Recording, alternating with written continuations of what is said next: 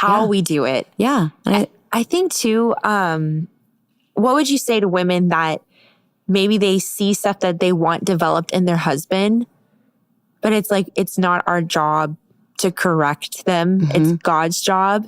Yeah. How do they handle that? Okay. So there's a king and a fool in every person. And the one you speak to is the one you will see emerge. Oh, wow. So if I'm feeling like, oh, he's such a fool, he's so ignorant, and he doesn't pray, and he's not a spiritual leader, and he doesn't care about Jesus like me, which is all pride, what I just all said right there.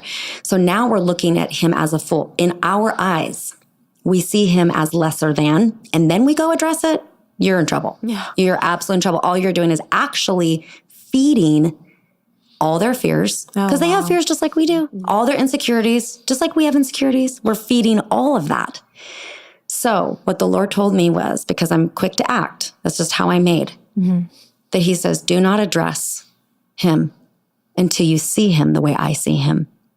And when you can see him from my eyes as a king, go address the king. How would you address a king? With honor. Total honor. And that's why I can go to him and say, you are an incredible builder. You're a builder of people. Don't forget, right? I'm reminding him of his anointing. Instead of, well, why didn't you go to like Bible study? Those guys could have, you could have said something, or why were you so silent in our meeting? You could have said something that really built everybody up. And why didn't you go to that? Because you know what, your leadership gift, like really? Because, you can go about it like you're being a fool, you're being a fool, you're being a fool. Or you can go before the king and say, hey, the people need your leadership. And it's amazing. And I'm excited to see it come about, but don't press on timing. Like, well, you better do it this Thursday night at our, staff meeting, or I don't know what's going to happen if you don't say anything.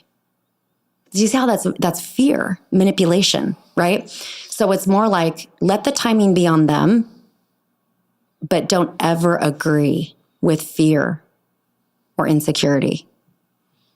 Just how God sees them. That is such wisdom. I just am taking it all in because I'm like, yes.